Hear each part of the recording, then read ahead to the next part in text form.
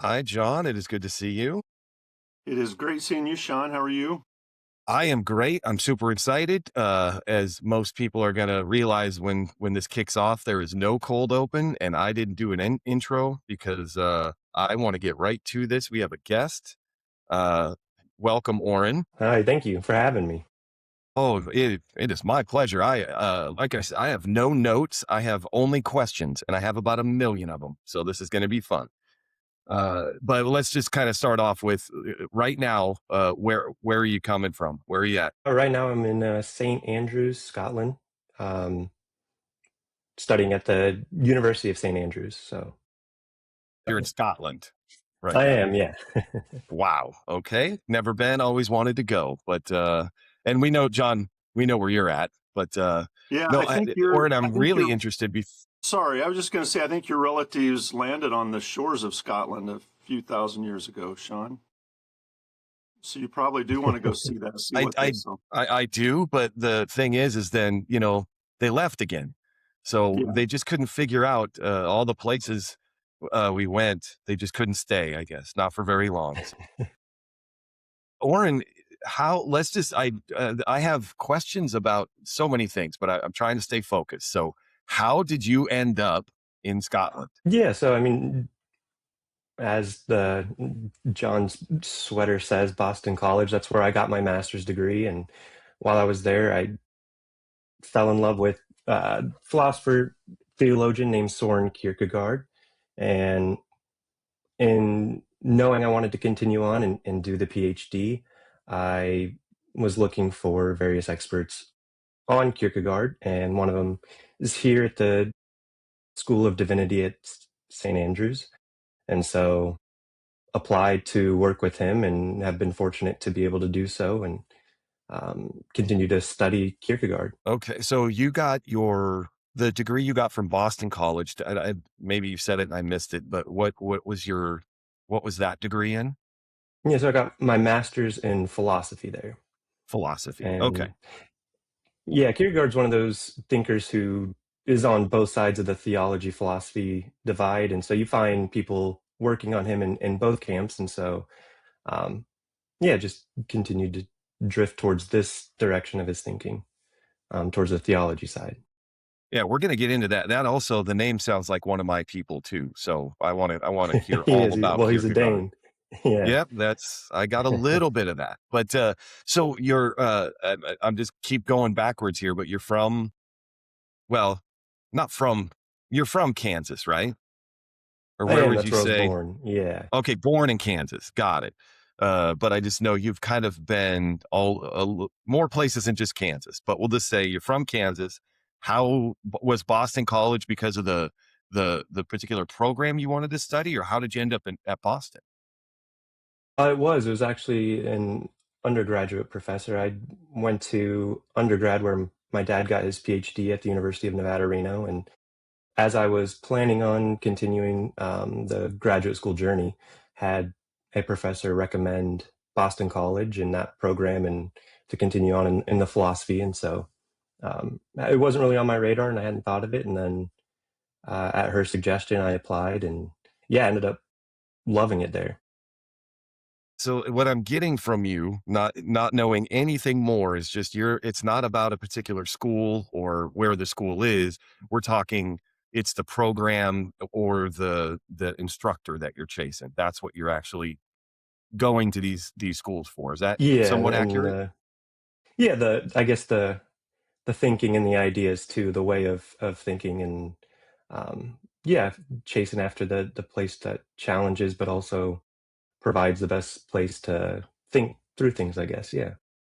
Oh boy, philosopher already. I love this. But John, how do you know Orrin?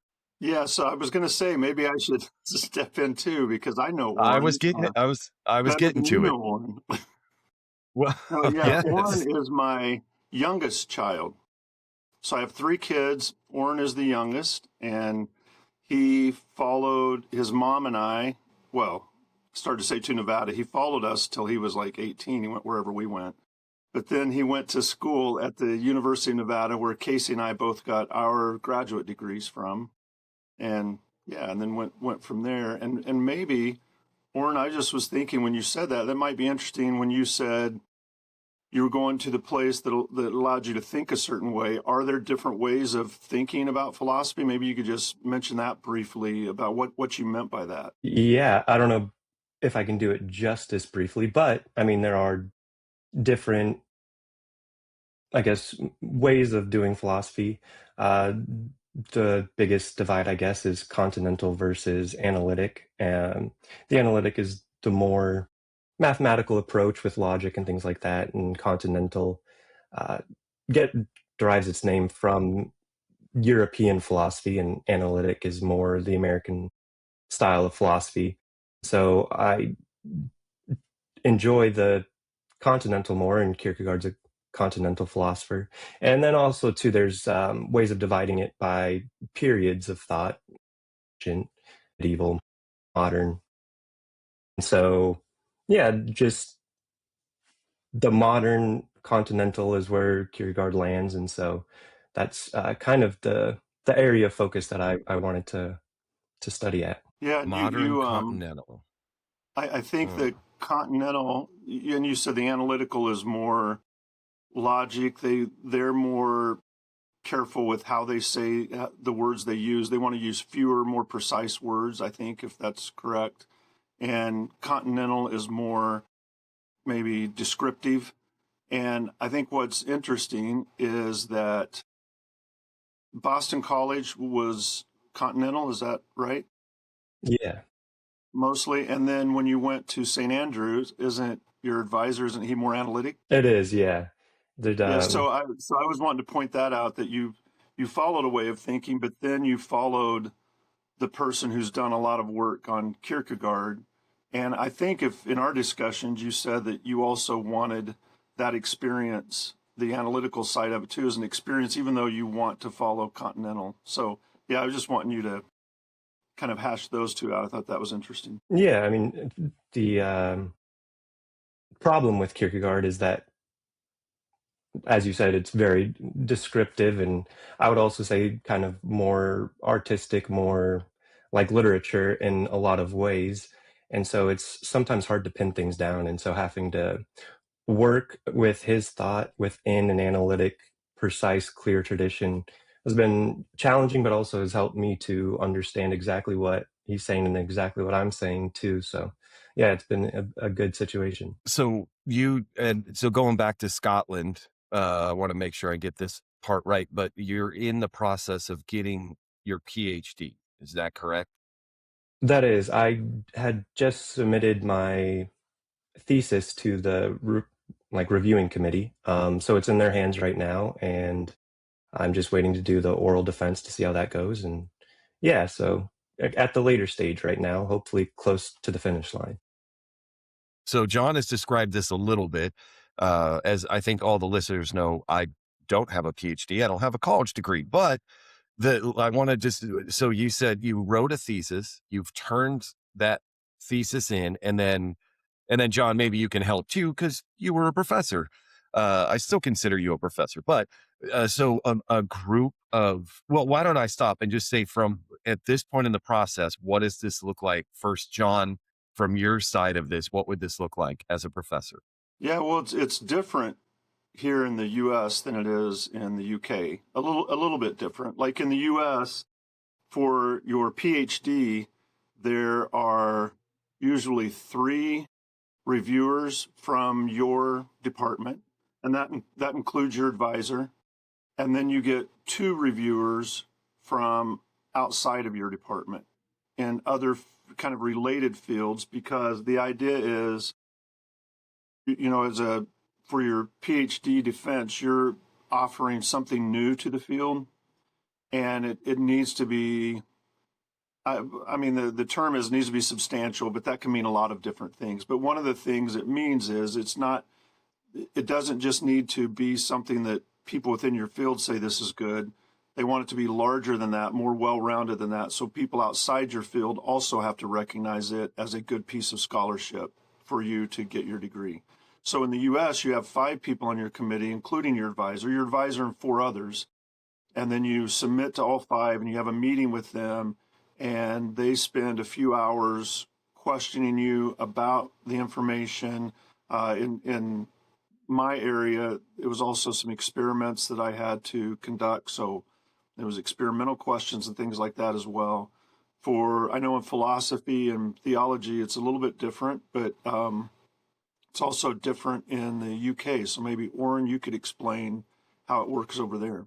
Yeah, so in the UK's PhD programs, they require you to have a master's degree coming into it because there's no taught courses. So it's a research degree. And so all you do from the moment you get here is just begin working on the thesis project, basically writing a book, and get 2 to 5 years to do that. And when it comes to the review committee, it's also a little different. The advisor is not allowed to be a reviewer because I guess it's assumed that they've had their hand in it and guided you through the whole process, so they might be a little biased maybe. And then you get one person within the department and then one external to the entire university. So just 2 reviewers, one internal, one external, and they've got a few months to read it. And then at the end of April, I'll sit down with them and do a oral defense. And yeah, hopefully won't be too tough, but we'll see. So a couple of questions about the thesis. Number one, what is your thesis on? Yeah, so the title of my thesis is Ignorance Before God, a Kierkegaardian account of innocence within the doctrine of hereditary sin and in dialogue with the cognitive sciences. Okay. That's a lot for me to unpack, but so just briefly, and not even briefly, take as long as you want. You have to explain that in Sean terms. So I know you're new to the show, but you've listened to some episodes. I'm assuming you know who you're dealing with. So you don't have to defend your thesis with me. You just have to make me understand what it is you're talking about. Yeah, so kind of my whole upbringing, I guess you could say, like this podcast, is John teaches Orrin about his brain. And so I've always been interested in that and taken that with me. So even though I went the philosophy and theology route, I've always sort of thought in those terms from what I learned and what, being involved somewhat in some of the research, but also being able to just discuss and when you'd come home from work and lectures and just talking about it. So I've always been interested in that like mode of thinking about things. And so applying that to philosophical concepts and things has always been my way of understanding and approaching it. And so this project was a way of dialoguing with Kierkegaard through the contemporary cognitive sciences and in a way kind of justifying the things he says by backing it with the empirical evidence from the cognitive sciences. That's kind of the postmodern, the contemporary way of approaching issues, is to see if there is scientific and empirical evidence to back these claims being made. And so yeah, I was aiming to sort of bolster and justify and also work out and work through and see what other directions we could take with his thought by using this evidence. So it was a synthetic sort of like combining approach between the disciplines.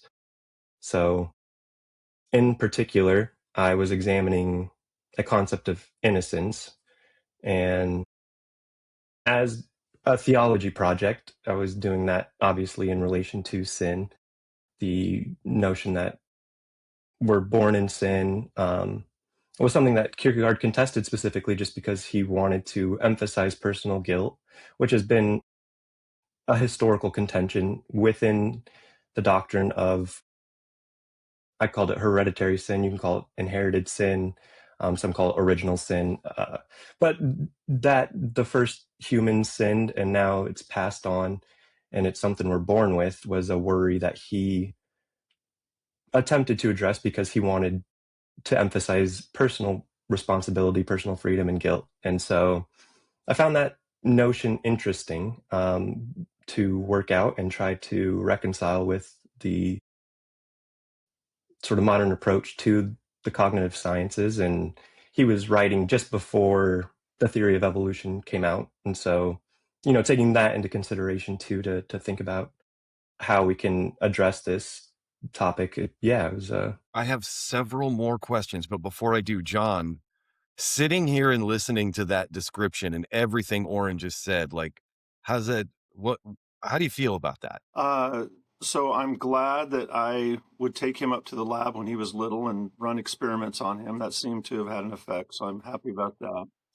But no, I think that if you're asking, like in my background, which would also be Orrin's background, of coming out of in Christianity, that is a big contention, the idea of being born with sin and personal responsibility. So, yeah, I was really interested. I was going to ask Orrin, when Kierkegaard, you said it was before Darwin's theory of evolution, but what years was he writing most of his writings in? Yeah, so he was born in 1813 and died in 1855. So early 19th century, working right sort of at between the turn of like modernity and kind of 20th century contemporary science. So he was, right at the turn of when the authority of scholarship and universities was turning to the sciences and away from the humanities as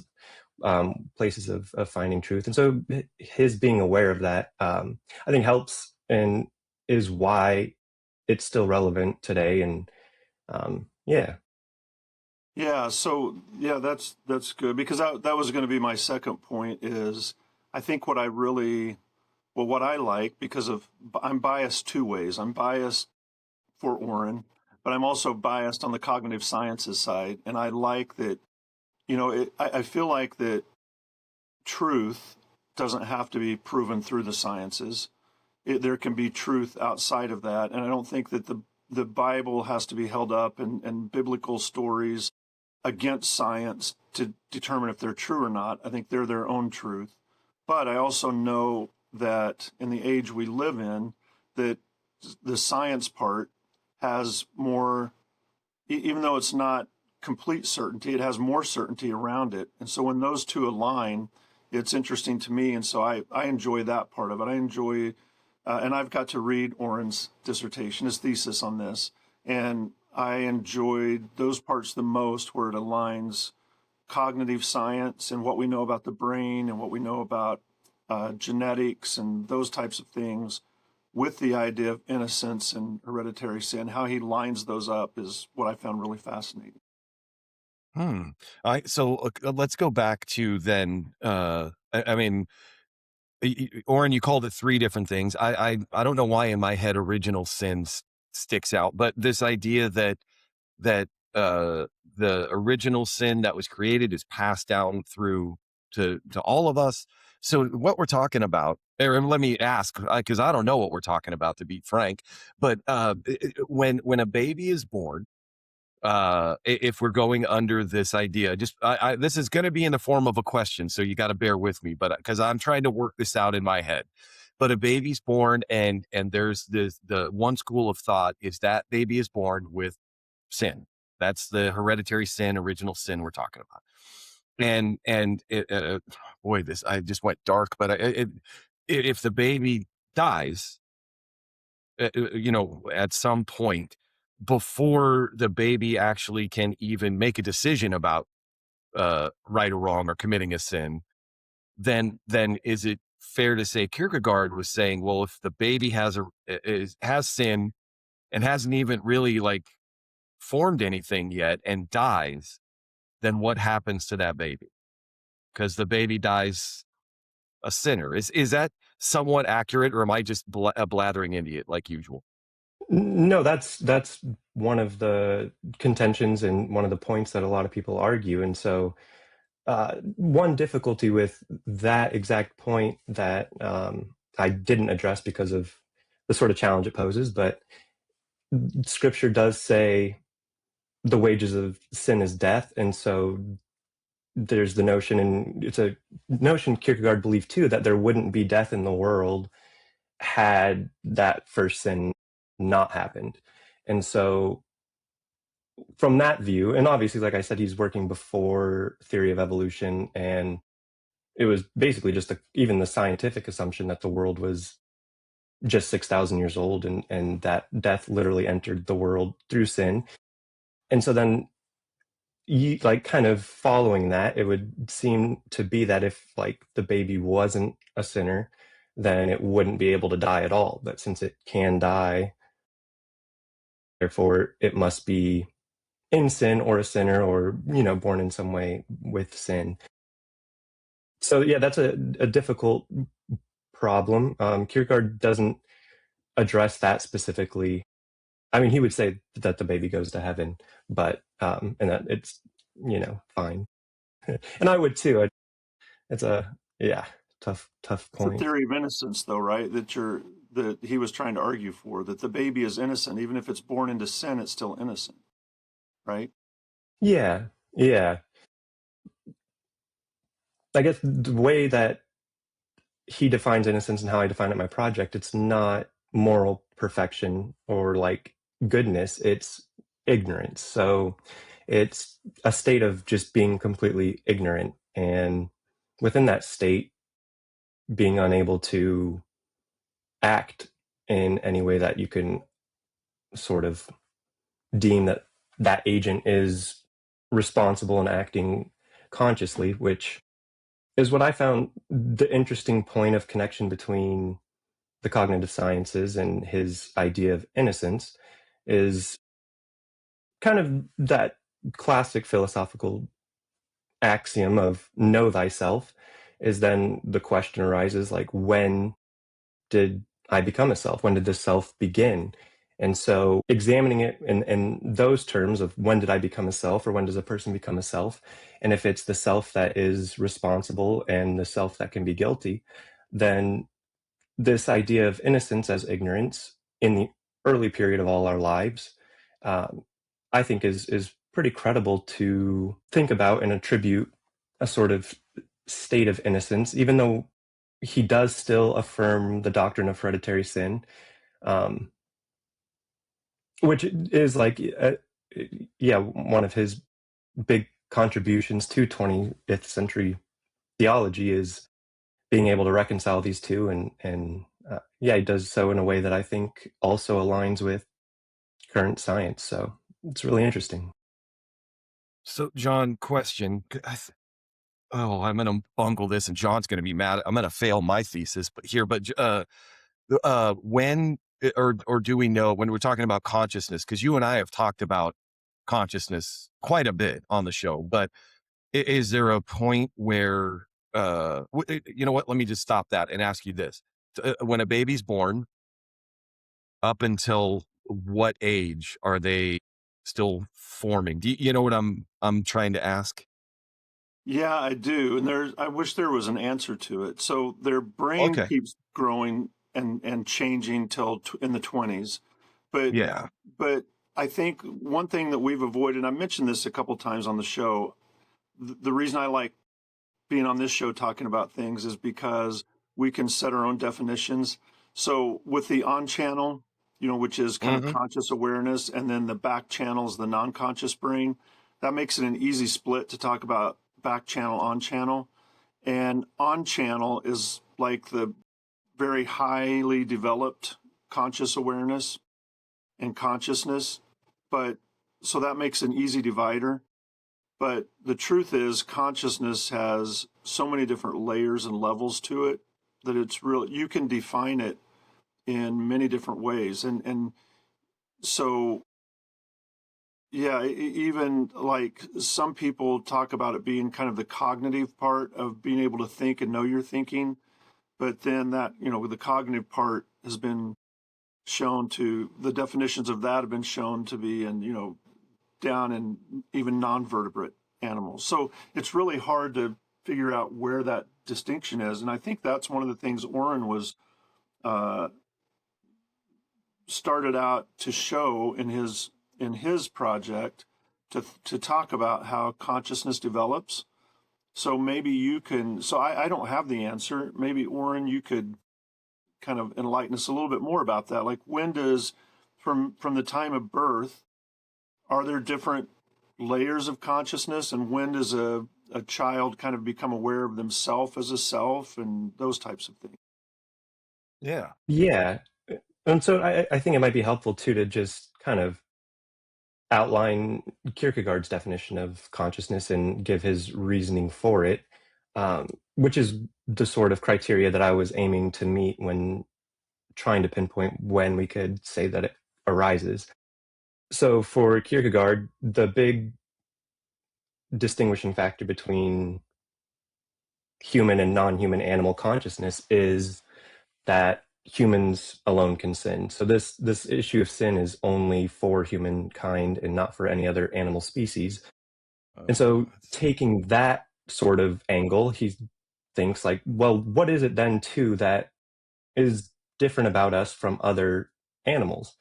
And so the big one obviously is language, our ability to speak and use language. And so as he's working through this, he's saying these must also contribute to the like capacity to sin, which is equivalent to our human freedom, our ability to act as free agents. And so language, self-reflection, I know that's a big one in like self-consciousness, and then a conscious awareness of temporality, so past and future in relation to the present time, and then the ability to make a choice, so deliberate and think about options using language to sort of label the choices and then project it into the future, like I'm going to act later, even though right now I'm thinking about that. So that's ultimately what his criteria come down to sin, is that we're able to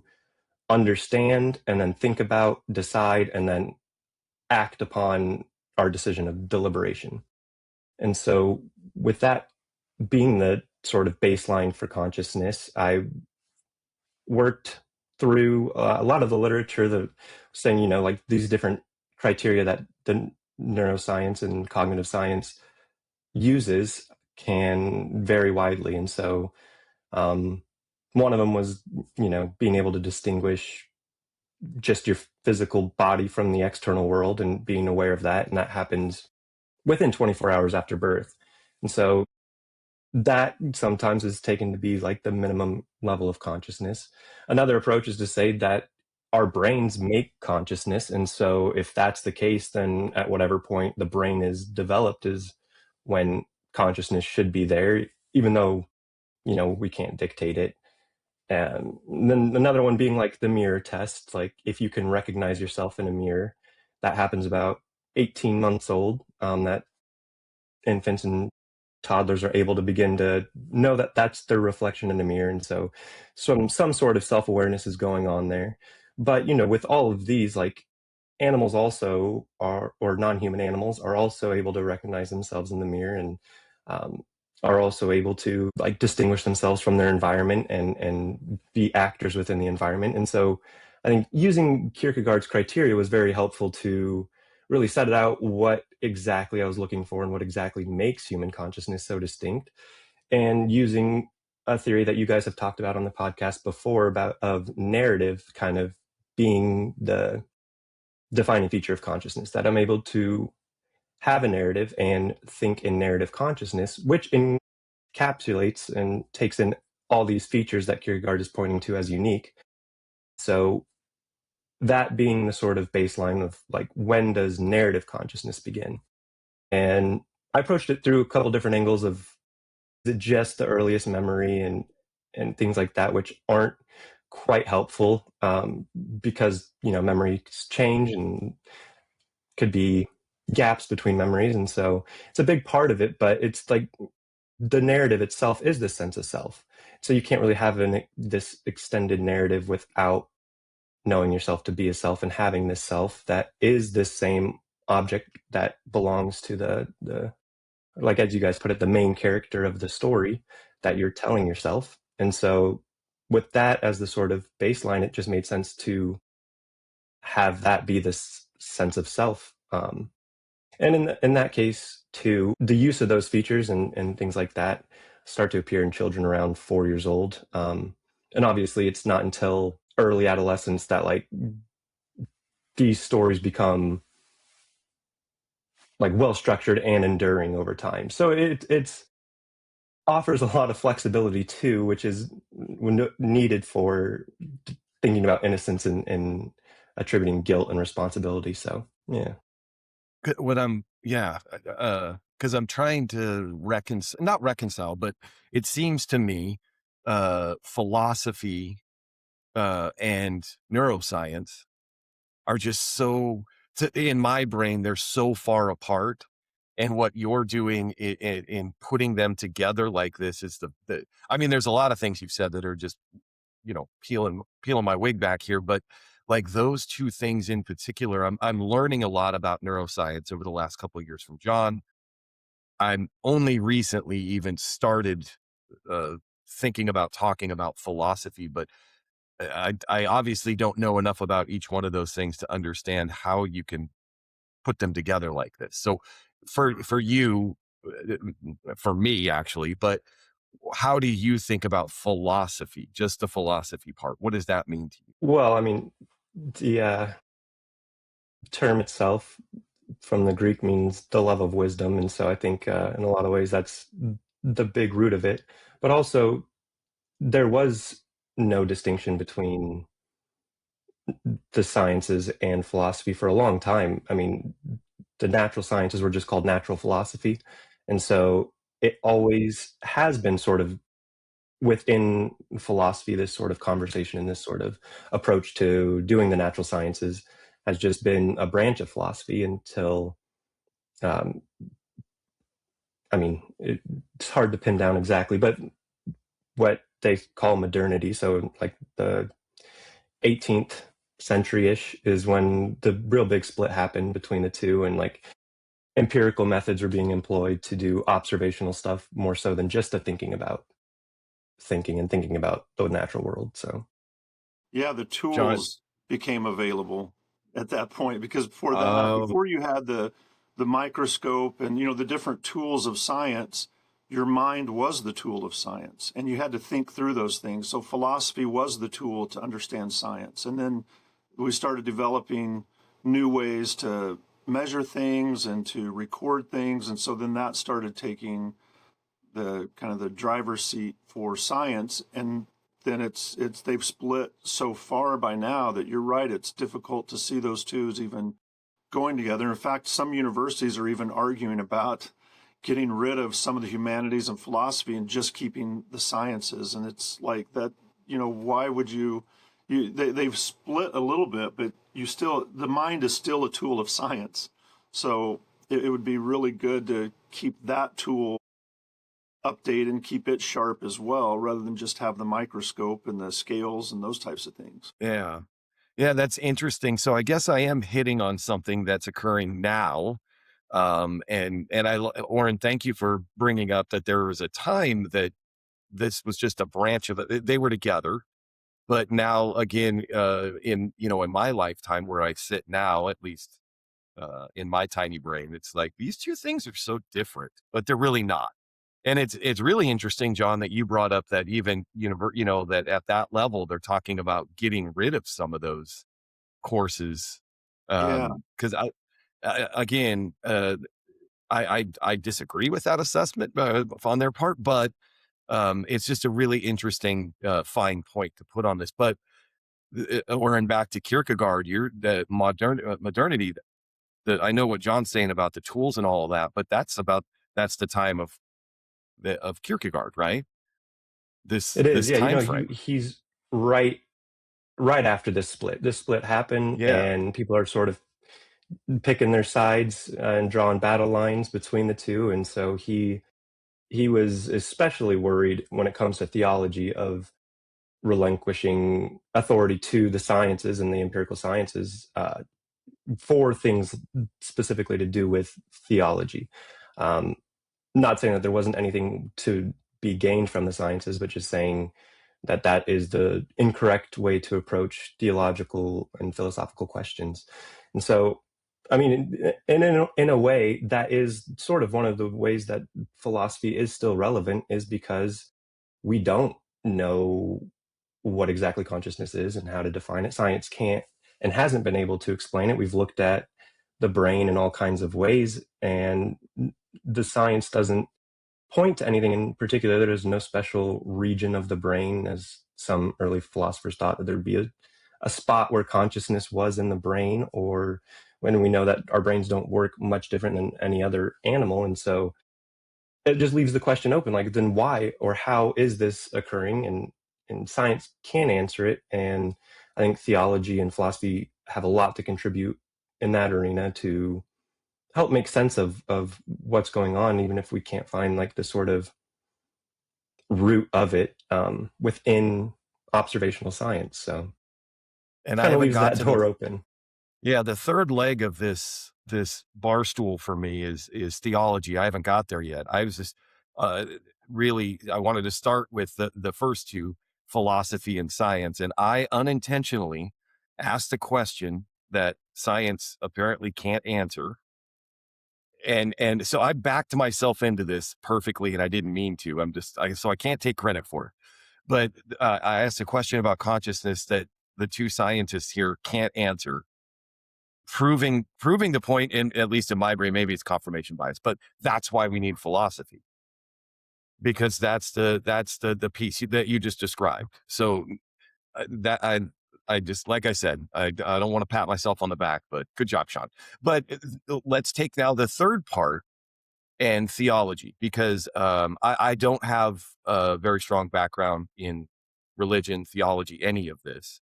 Um, but it seems like, again, I'm talking about now because I'm learning a lot about the 1800s, where things were kind of stacked. But it felt like science and religion, or it feels like science and religion are at odds all the time in today's day and age.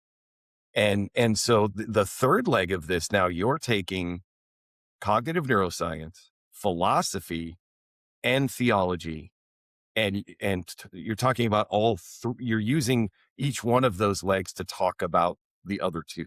It's fascinating to me. So can you just put can you explain that better than I just did? Yes, I mean, obviously, with making theological claims and assertions, there has to be some agreed upon assumptions that, even if we're not going to specifically take a Christian point of view, just to take what they call more generally like the philosophy of religion, take that point of view.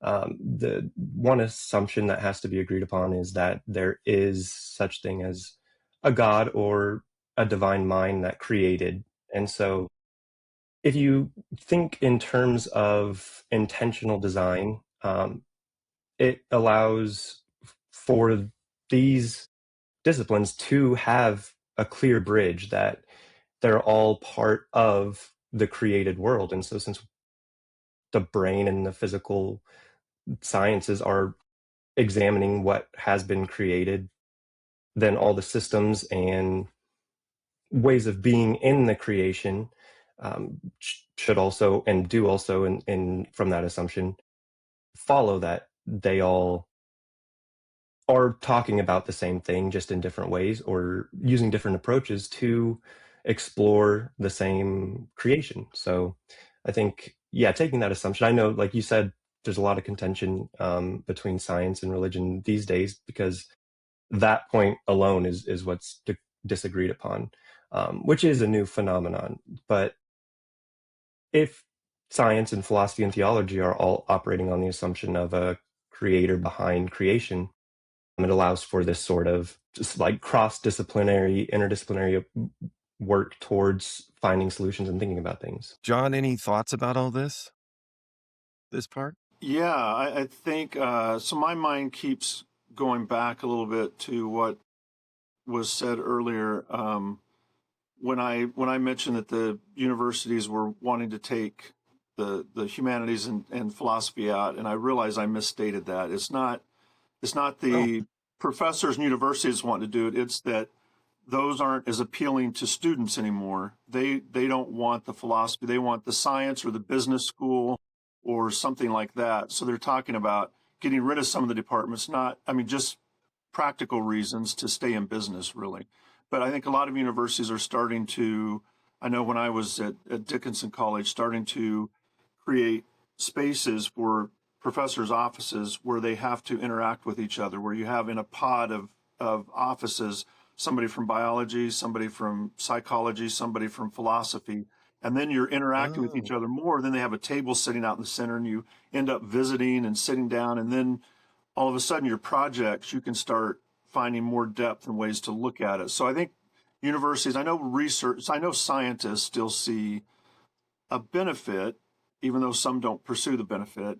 But then going to what I think what Orrin was just saying too was that, at one point, science and philosophy and theology all lived together, and there wasn't the split. And now it's gotten to the point where there is a definite split, where it's almost like, if you state a point of view, if you say, well, what makes you state that? If there's science evidence and I'm religion, then I'm against it. If it's a religious evidence and I'm for science, I'm against it. So it's almost like, where's that coming from? And then I'll decide whether I'm against it or not, rather than evaluating things as they come through. And I think it's too bad, because if I know from the religious side, if you believe that there is the one creator, the one, deity or God, then that one deity or God must have created everything, including the systems that science operates under.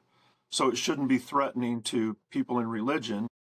And with science, maybe they have a little bit more of a reason to feel that it's threatening, but religious people shouldn't, and they're usually the ones that feel the most threatened by it. So I don't know why we got to this point or how we got to this point, but it is kind of sad, really.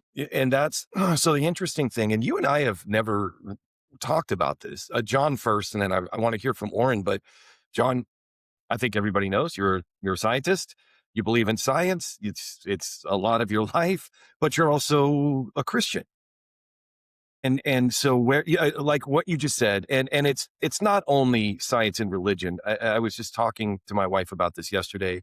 We have just become like super fans of whatever our thing is.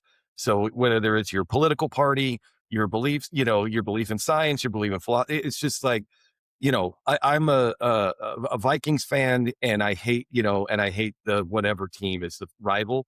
And so if a Viking, and John, this we've talked about, but if the Vikings running back gets a DUI, I'm like, come on, take it easy. Everybody makes a mistake. But then when my rival team, somebody on their team does something, it's like they're horrible. Like that team is just full of criminals, and that there you go. So, but you you can apply that to, like I said, political party, so many things. But it does seem like what you just said is very prevalent today of like, where's that coming from? That's religion. Well, then I want to see the science. That's my belief system or whatever. So you long fascinate me, John, in this area of like, you have both of these things, and you have, in my opinion, reconciled them beautifully. And it's just, I just want to point that out of like, it can be done, folks. You can be a Democrat and maybe still vote for the right Republican. I don't know. But John, just to remind everybody, your dad, so your dad was a, preacher Yeah, yes, he was a minister. pastor, minister. Yes, he Dang was it. a I get that wrong. pastor.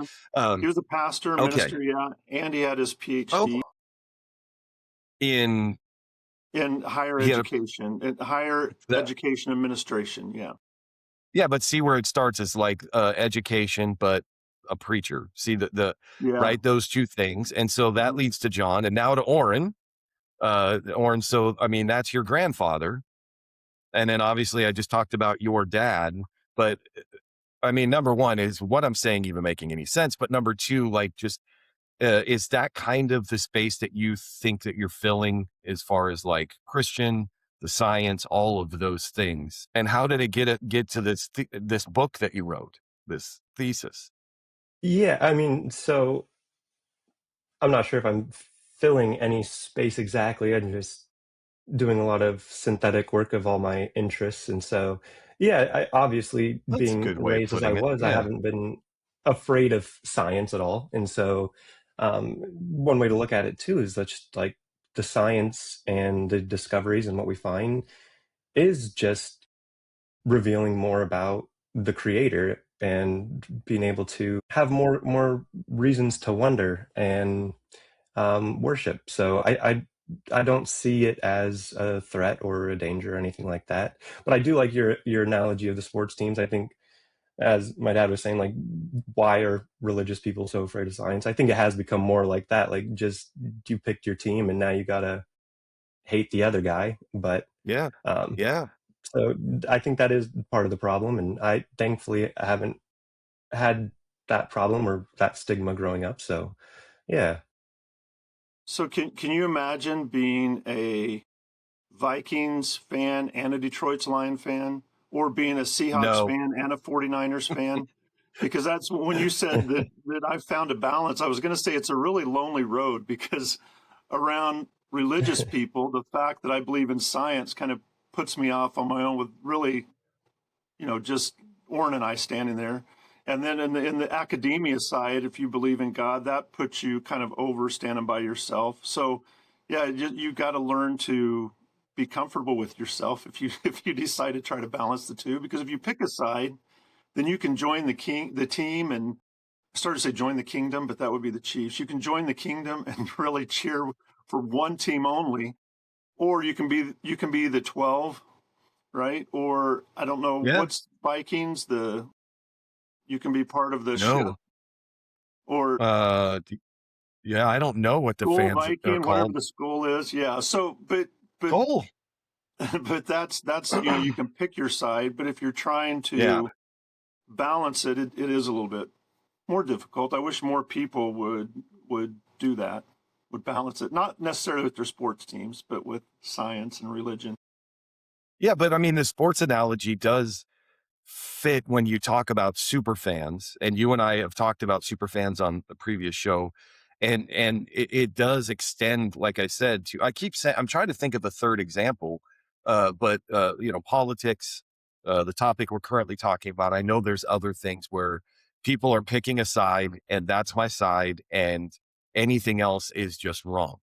I don't agree with them. I don't like them. Blah blah blah. All of that. When the most fascinating part, excuse me, the most fascinating part of all of this is that what I learned, I've learned a lot from Orrin today, but the idea that all of these things, as early as the 1800s, because it sounds like that's not that long ago for what we're talking about, that all of these things actually were viewed they were together in fields of study. They were not that far apart. And then now, and I mean, I don't know where it happened, but somewhere it's like, oh no, these are very separate topics. They are, and they're opposing each other. And I just, because, humans be human, and somehow we did this.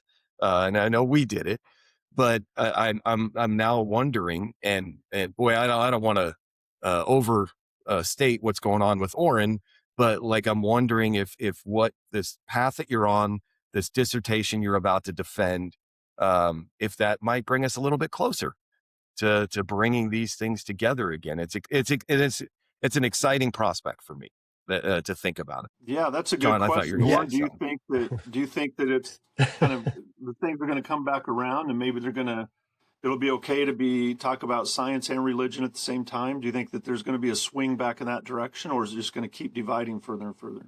What's your feeling? No, I mean, this work is coming from the theology side, but that is the move that theology is making, is to start approaching things in how I did in my project.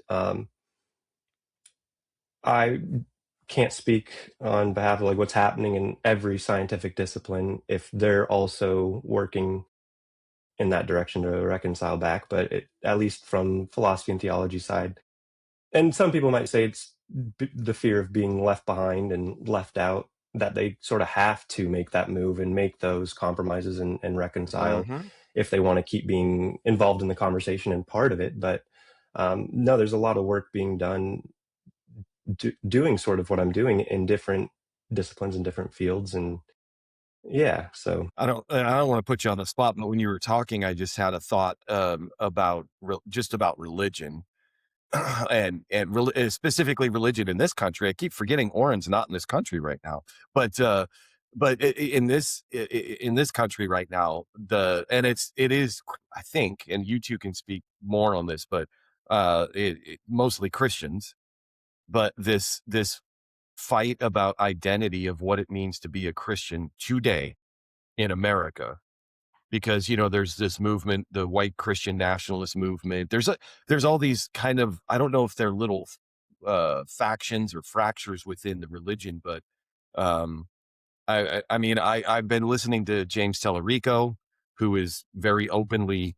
religious, but running as a Democrat, and the things that he talks about and condemning, this other kind of movement of Christianity. So anyway, I'm curious, Orrin, to start with you, and then I want to hear John too. But like, uh, any thoughts about the what I call the divide within? And I know Christianity is that's a giant tent to be under, but just any thoughts philosophically about what's going on with that? I mean, just historically, that's kind of been how it has always been. Like you said, humans be humaning.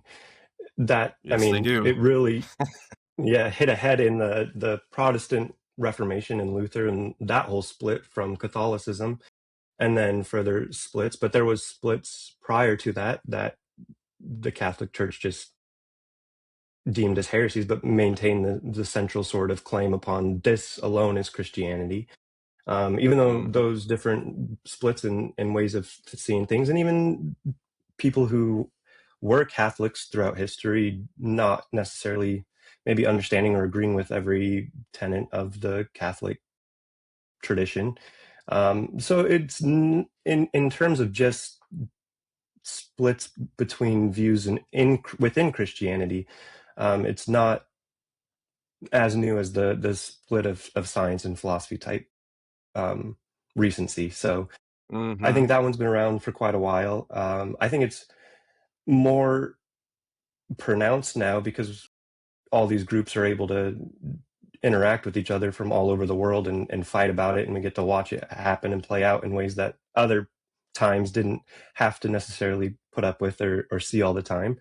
But yeah, I think it's just part of being human, and it'll always sort of be split, or at least maybe not always split, but there will be splits between views and things like that.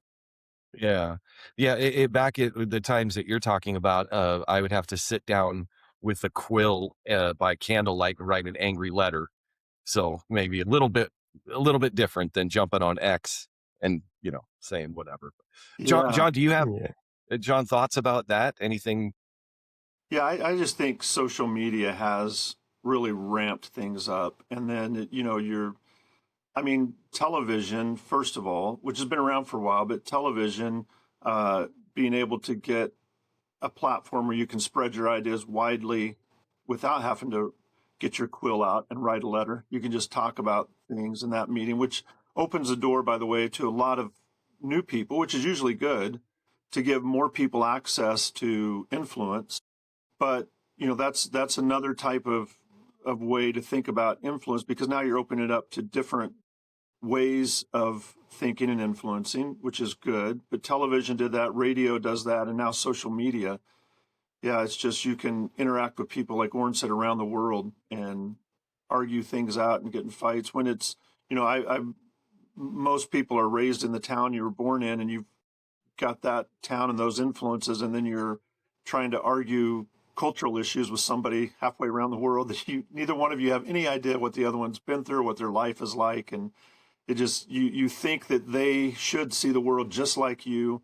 So it starts those arguments. And then when you add religion into it and politics, and right now it seems like politics in the US anyway is what drives religious beliefs. So it's not, it can be, it's kind of interesting to watch people who take a really strong religious stand, and then their political party moves, and then they have to also move, and then how easy they can explain that away and rationalize. And it's an interesting dance you have to take sometimes if you decide to follow a group and then explain all of every other thing lined up, like your politics, your religion, the sports team you cheer for, all of those things.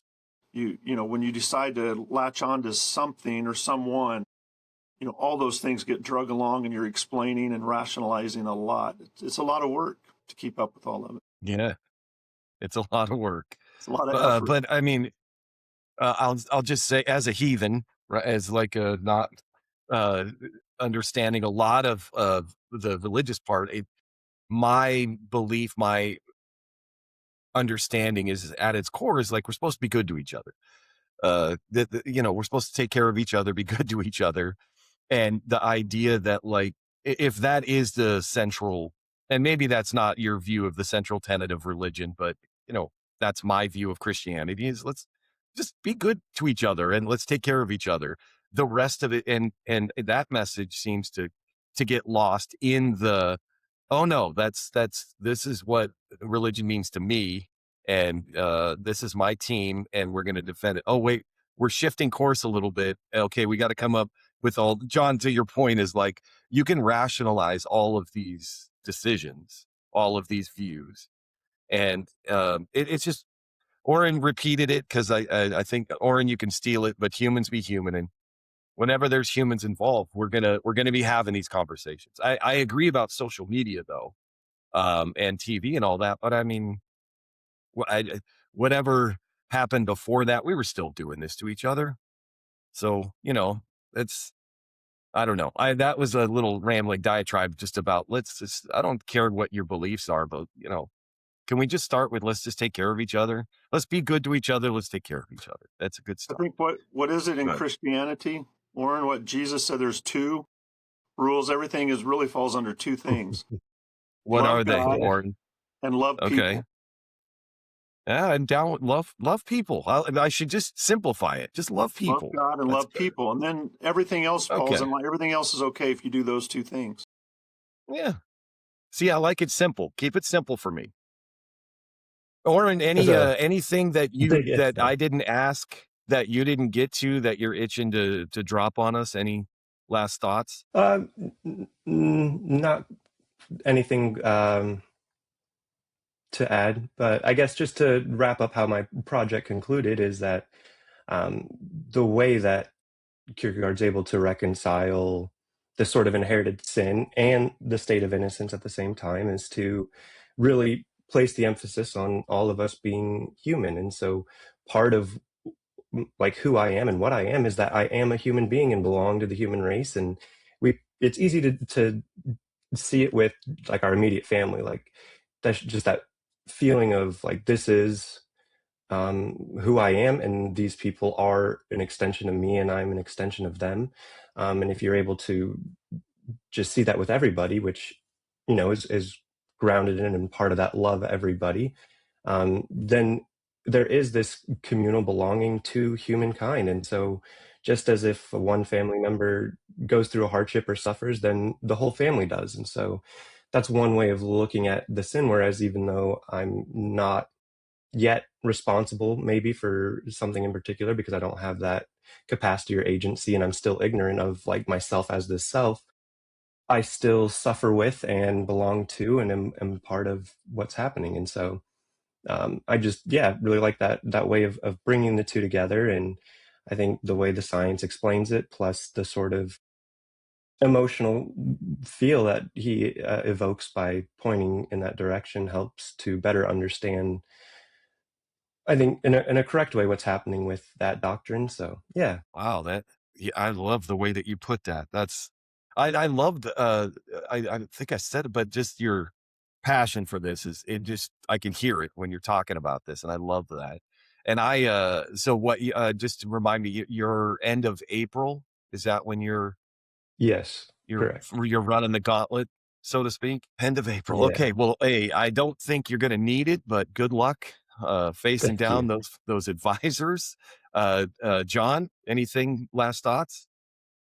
No, I enjoyed. I'm glad you came on, Orrin. Thanks for coming on and sharing your thesis with us and your thoughts. And when Orrin comes home, it's always so much fun just to sit around and talk about all this stuff. We talk for hours about this kind of thing, and also, in Scotland we catch up once in a while on WhatsApp. We'll talk to each other. And so it's always fun. But yeah, I just, you're right about the passion that Orrin has, because I see it and you can feel it, but it's something that Mm-hmm. you have to have if you're going to take this route, because if you're easily distracted or you want to do multiple things, it's really difficult. It's difficult to take this route, but if you're not focused and passionate about it, then you're probably not going to succeed. So Orrin is right at the Yeah, steps of succeeding, and you're right. I think he will soon. So we've got Orrin, that's you better great. succeed, because we're making plans to be over in Scotland for a graduation. So putting Yeah. No pressure on you. pressure. Yeah. Yeah, no pressure, It all Orrin. hinges on that, but other than that, should be fun. uh yeah, Orrin, again, thank you so much for taking time out to talk with us. I learned so much today. I cannot thank you enough. And real quick, John, well, for everybody, but I haven't shared this with you, but uh, for the longest time, we were not on Apple Podcasts because the two systems I was using just didn't like each other. But we are now on Apple Podcasts. Wow. So if y'all wanna find our podcast on Apple, we're still on Spotify, we're still on Amazon Music, iHeartRadio, but we are now also on Apple Podcasts. So I um, think we're on more, and we have more platforms than we have listeners, I think. I don't think so. You might be surprised, actually. Oh, and if you want to watch us, I don't know why anybody would, but we're on YouTube as well. If you want to watch us on video here, but uh, uh, hit us up on our socials. I'd love some comments about this topic. Yeah, This I would and too. Yeah, I'd love to hear even, either how dumb I am or how crazy these two are. I don't know, but just, hit us up. Let's connect on any of our socials. John teaches Sean about his brain. And, yeah, that's it. Until next time, take care of yourself and we'll see you then.